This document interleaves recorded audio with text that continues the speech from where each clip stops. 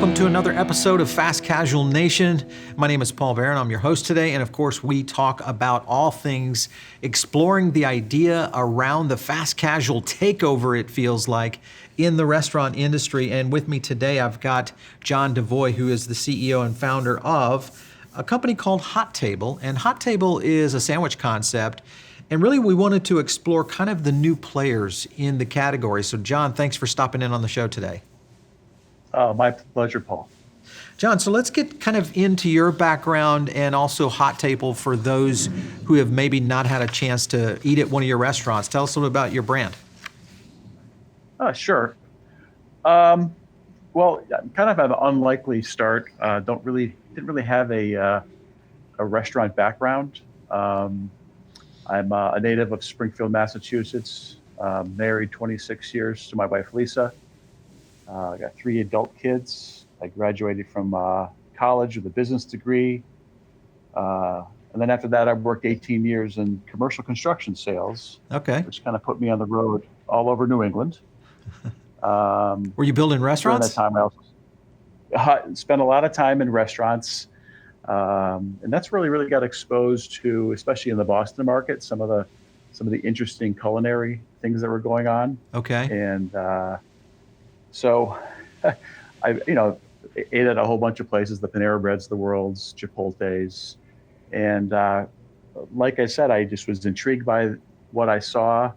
I always wanted to start a business on my own. So in 2006, I presented an idea to my brother and my brother-in-law, and we just kind of pencil sketched it out and took it from there. Wow. So 12 years in, you're mostly a regional chain. Panini, Yes. Panini based, I guess, would be your focus in terms of the menu. Was this something that that you just liked Paninis, or was this something you saw kind of a need in the market that just wasn't being filled? Well, it's an interesting story. It's a tale of 2 separate vacations. Okay. One to Italy, and then another one was on a cruise. All right. So one was a trip that we took to Italy. Another one was my sister and brother-in-law went on a cruise. So the cruise story is that my sister said, "Hey, we went on this great cruise. The food was great, and they had this make your own panini bar." Uh-huh. And he said the very first day there wasn't a lot of people there. We were there, we were there, and we were the only ones there. He says by the end of the cruise, the line was so long, we didn't even bother going back to the Interesting. bar. So I'm like, oh, great that's focus interesting. group. Yeah. So that's where we kind of like, oh, that's interesting. So we another vacation story is in the streets of Italy, there's these little shops called Tavola Caldas. Right. It's not a company or a chain. It's almost like saying cafe. Mm-hmm. So the literal English translation of that is hot table. Ah. So when me and my brother first explored like putting the idea of a restaurant together, we decided, well, let's explore that. Let's see how it is. So we got the whole family together. I think we got a little George Foreman grill, made a whole bunch of sandwiches, kind of some outrageous sandwiches, and had a lot of fun with it. Uh-huh. And then we found a location in our hometown of Springfield, Mass, actually across the street from the university that I went to school at in the early 90s. Interesting. So Okay. the original incarnation was, because there was no coffee shop across the street, Right. the original incarnation was, hey, let's just do kind of a coffee shop with this kind of, panini bar set up, kind of like a Subway. Right. So we set it up, and the panini part of the business took off, and the coffee. I mean, we had some coffee sales, but after a while, we're like, hey, this has legs. So Yeah. we decided to expand upon that. We kind of lessened the kind of cafe coffee end of the business, and Right. just decided really to focus in on paninis. Very So, cool. Well, it's I like the there's a lot- fact that you had such a startup style story, because that's something I hear a lot in the space of just how the idea generation begins in a fast casual chain. So kind of same case with you. So awesome there. Was it in the beginning? Was it one of those things that I guess the question I had when you went from many people say it's hard to go from one to even two restaurants. What was that like for you to get off the ground? That was the worst, actually, going from one to two, One to two, because you're literally doubling the size of your company. right? We have 7 units right now. That'd be like adding 7 more, Exactly. all at once. Yep. And and we didn't really have a lot of experience. Forgive me. We didn't really have a lot of experience going from one to two. We were, and actually, we weren't even ready. We opened our first store, and the city that we're in is not exactly, I would say, an economic juggernaut. Our downtown Springfield location came available. There was a pretty visible spot in Yeah. kind of the downtown business area that was empty for a year. And the landlord was really motivated to find a food operator to come in. Oh, very cool. So, yeah, so we weren't really ready. They said, "We want you to come down here. We like what you're doing." And so we made a deal with them. They did a good amount of the build out for us, and we opened our second store. So Very cool. but yeah, so the transition from one to two was difficult for us. Yeah. Yeah, and I hear that from all restaurant brands in all segments is when they are scaling is really trying to get just literally to the second unit because obviously now you've got a system that you're trying to put in place, so it really plays into part. So you being a regional brand in the sandwich segment, I'm kind of curious on your thoughts on the overcrowding of the segment. We hear this more and more today. There's a lot of upstart brands like yourself that have kind of moved into the sandwich segment.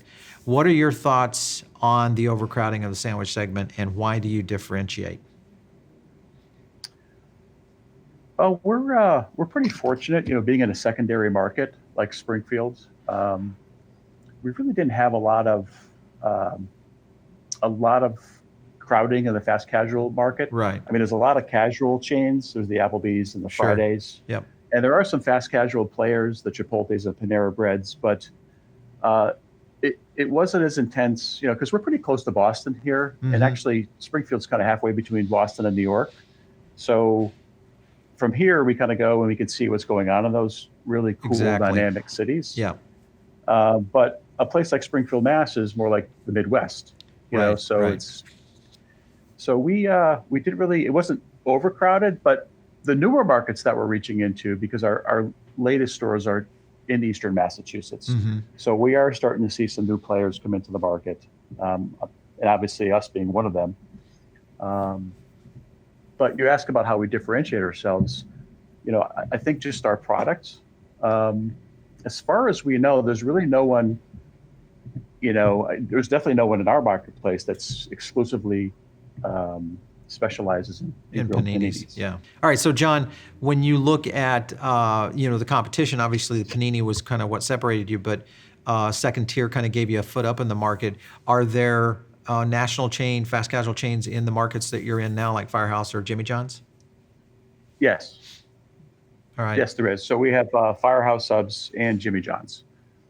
So how does the competition at this point, now that you've actually got to deal with that, how do you feel like the Panini is the key that differentiates for your customers, or does it get pretty dicey in terms of just strategies that you have to use to be able to kind of catch that sandwich player?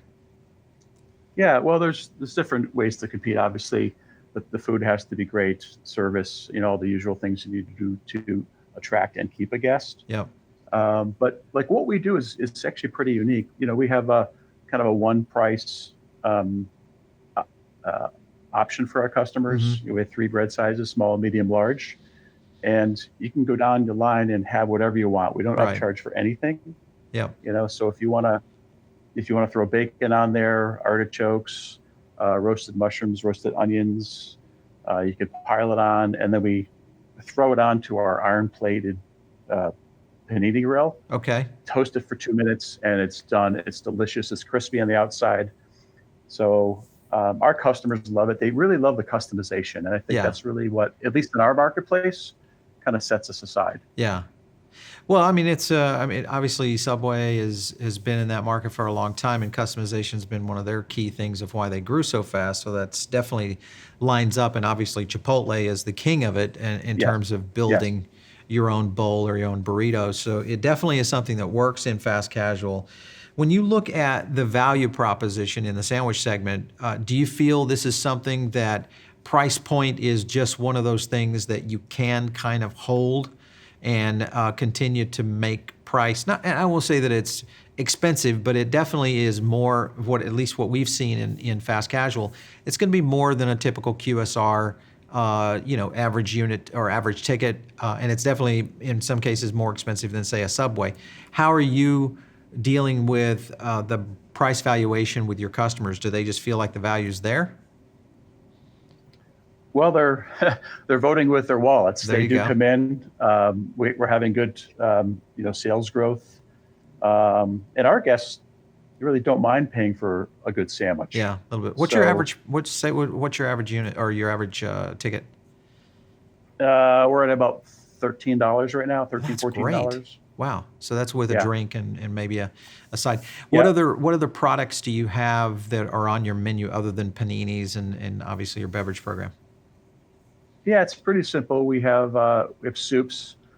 We have some salads. So on the panini bar, if the guest doesn't want to have a panini, we can make a beautiful salad for them also. Yeah. Okay. And then we have some cookies. Yeah. So pretty simple. Right. So So this, I like the fact that because simple is a very big trend that we're seeing in fast casual right now, where brands really are developing on very basic elements within menus to kind of lock in, either a guest that just likes that, because in many cases there's some research out there that shows that guests will eat at the same restaurant for a lunch and they'll eat the same thing, 2 to 3 times every 2 weeks. Yep. And they just don't change. So it's interesting to see more brands taking on that research and kind of going that direction like you. So when you look at trends that you're watching today, obviously you're tracking, I'm sure, the sandwich category and what's happening out there. Is there any trend that you're really kind of keeping an eye on that you think, hey, this could be something that we need to maybe consider in the future? Yes, we're definitely seeing more and more requests from our guests for more vegetarian and vegan options. Okay. And also gluten-free is still pretty big. Interesting. We offer a gluten-free bread that we handle differently for our guests. We'll change our gloves out, Yep. change the knife, prepare it differently. So our gluten-free guests love the customization, and so that's become popular. Yeah. So that's on the food end, but also a trend we're definitely seeing more off-premise dining. Yep. Obviously, with the growth of third-party delivery apps. We have our own app we developed 2 years ago.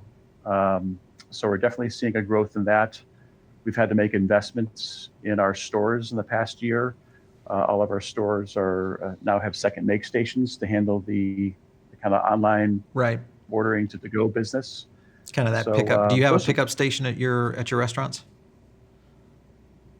I'm sorry, what was the question? A pickup station, like, at Chipotle now has started implementing these little pickup areas because the number of online orders are increasing so fast. Yes, we definitely have. We have shelves built. It's in Okay. alphabetically, so the guests can come in and the bag's tagged, has Right. a name on it, and they come and grab it. And that's just recent. We just done that really in the past year, Yeah. and You're starting to see customers them. love it. Yeah, you're starting to see that pop up across a lot of concepts right now, and I think that's indicative of just what you mentioned, which is the off-premise growth. Your thoughts on third party? Do you offer a third party product in terms of delivery and going through the traditional third party providers? Yes, we are on the DoorDash platform, Mm-hmm. and we're seeing some growth in that. And we're also contemplating integrating DoorDash into our app. Interesting. DoorDash, Okay. DoorDash offers this what they call white glove service. Yeah. So our guests will be able to have the option, after when they place the order, Yeah. if they would like it delivered. So if you're looking at your daily sales mix and you say, okay, here's X amount that's in our restaurant on premise, and here's X amount that's off premise, but of this X amount that's off premise, how much would you say in your sales mix are actually people coming to the restaurant to pick up the product? We're still 75 to 80% people coming to the restaurant. Okay, so of your off premise, so I'm hearing that more and more from operators, is that there seems to be a surge in people going back to their local shop, restaurant, whatever, to pick up their food orders instead of going the route of the very expensive third-party delivery. And now with, obviously with third-party, we've seen a lot of challenges in the sense of food safety and some of those things that have come into play. So it's interesting to see that you guys are kind of in that same boat. All right, so let's go into a couple other areas. I want to talk about second-tier markets, kind of why you went that direction. You guys are mostly, obviously, all Northeast, but you haven't really gone into major metropolitan markets. You've stayed in kind of those outlying areas. Was that a strategy, or was that just a stroke of real estate luck that you guys were running into? Well, we were born in a secondary market. So it's our hometown in Western Massachusetts. We're real close to Hartford. We're close to Worcester. If you're familiar with New England, there's a concentration of second-tier markets. Yeah, there's a lot of those kind of communities. You're right. I've always said that that's a market that just could explode if somebody really got into New England and had something that would work in those markets. And it sounds like you have. Yeah, it's very interesting. Like I said, Springfield's in between New York and Boston. Yeah. So we know what goes on there. I mean, I'm in those cities all the time, but when you come to these second-tier markets, things that we're doing and other creative fast casuals, when you come to a secondary market, you're special. Yeah. And the customers get excited because, people do kind of get sick of the usuals that are out there. Oh, so yeah, for sure. When something does come in, like I was just in Boston last week, and I was on Boylston Street. I couldn't believe the number of fast casuals there. It's crazy. And the stuff that they're doing. It's so exciting. Yeah, it's crazy. I was there, and I saw the same thing. It's amazing how many and so many different brands too. Yeah, no, it's wonderful, and I go there and I learn a lot, and it's just wonderful chef-driven concepts. Right. But Boston is an international city. Sure. It's not Toledo. It's not Columbus. Right. There's a ton of money there. So wonderful city, but it's not like the rest of America. Yeah. Anything exciting you if you look at kind of the scope of where fast casual is going today, and you're really kind of saying, hey, this is one of those things that could really take off. I mean, we've talked to brands about ghost kitchens or virtual kitchens, virtual brands where you're, opening up in alternative real estate, those kind of things, or even complete virtual brands on their own where there's actually no footprint that has ever been built for a retail facility. What are your thoughts on that? I find that very interesting. We don't have any of those in our marketplace, but I certainly have heard about them and read about them. Right. But I've heard of some brands going into markets, and they'll pay some pretty top dollar for some nice real estate, open up a couple beautiful restaurants, and then the rest of the market is being fulfilled by ghost kitchens. Yeah. And that is just fascinating to me. Yeah, it's definitely something that I think, especially because of the third party and the popularity of just off premise now, and really that's all been about time shifting. It's been going on for about a decade. I even wrote a little bit about this in my book, The Chipotle Effect, which was time shifting is a real thing. We would be seeing some major trends that start to kind of shift the way people eat, and it appears that it has kind of taken hold for at least the fast casual category as well. So, all right, so let's talk about a couple of things here. When you look at franchising, and I realize you guys don't franchise currently, but have you considered kind of, because most of the sandwich chains out there, I won't say all, but there's a large percentage of them that do franchise. It's how they typically grow. What are your thoughts on franchising, whether you would like to do it or maybe are reserving from doing it? Yeah, well, that's one of those things that we've kind of kicked around from time to time. We've looked into it. Obviously, there's certain advantages to doing it. if you do have a good product and good system in Yep. place, it's a good way to grow your brand and, honestly use other people's capital to grow your brand. But obviously the downsides are you kind of lose some control. Right. So we decided that we really like having control of what we're doing. We like to be able to go into one of our stores and just be able to make changes if we need to. Make suggestions for employees and staff. Yeah. Yeah. So it's just something that we've decided not to do. We're going to continue to grow our brand organically here in New England. Yeah. And then we'll see where it takes us from there. Yeah, well, I think you're on the right track, and it's definitely one of those things that we're constantly watching is the emerging brands. Is about 80% of the emerging brands that we see take off today are actually not franchising, which is an interesting thing because when back in the mid 90s, early 2000s. Obviously, I was tracking fast casual pretty heavily at that time, and in that era, it was the flip. It was 80% were franchising, 20% were not. Yeah. So it's a very interesting, and obviously you see that in today's fast casual landscape. You look at the Paneras, the Firehouse Subs, Jimmy John's, et cetera, that are out there. So it's kind of interesting to see this new age of business economics being able to come into place in terms of franchising. So if you have, and we get a chance to kind of do this here on the show a little bit, and we get a lot of questions from our audience, and many of them are always is getting tips from these founders, and these are coming from independent operators or maybe chefs or aspiring entrepreneurs that are looking to start a brand.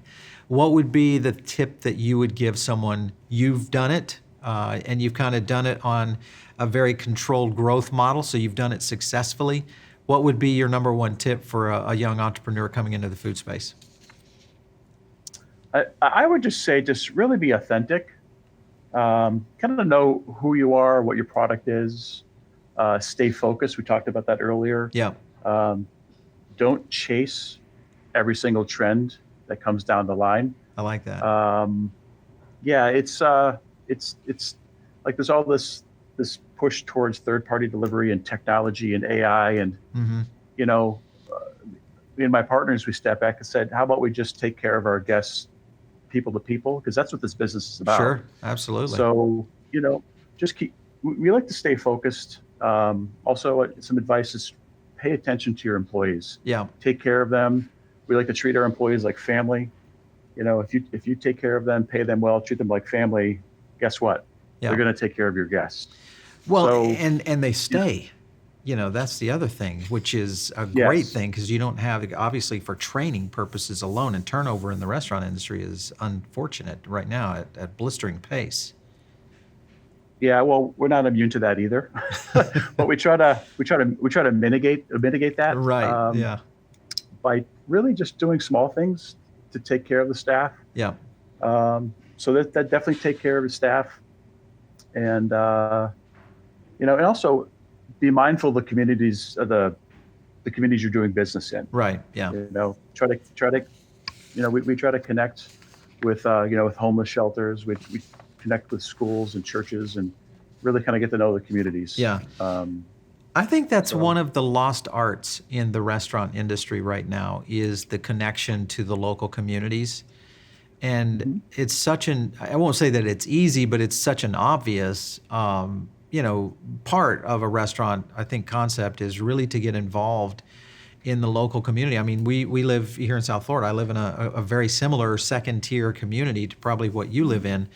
And I've noticed that there's a lot of restaurant concepts that move in, but they never really do anything in the community itself. And it's just a handful of food service operators that really get involved. And I asked one just not too long ago. I'm like, what made you step out and start, being involved in our soccer leagues here in our local community? And he said, because nobody else was doing it. And I thought, wow, that's kind of a sobering moment right there when you look at brands that are thriving in the community because of those customers. So great to hear that you guys are doing that. So great job there. Well, aside from it being the right thing to do, it's actually very good for business. Oh, absolutely. It's you know, Absolutely. people do want to make a personal connection with the companies they're doing business with Yeah. the restaurants they're eating in. Yeah, for sure. So you know, Yeah. Hey, John, it's been great having you on. The best of luck to you and Hot Table. I love the brand. Next time I'm close to you, I definitely want to come in and try it out. Thanks for stopping in. I'd love to have you as our guest. Thanks so much, Paul. Yep. All right. So, of course, all of you listening in, whether you're over on iTunes or on Spotify on our podcast, make sure and drop a review. We love to see those. And if you have a show idea or a guest that you think would be amazing to come on Fast Casual Nation, the podcast, just shoot us an email to producer@foodabletv.com. That's where we get it. And of course, as usual, we will catch you next time right here on Fast Casual Nation.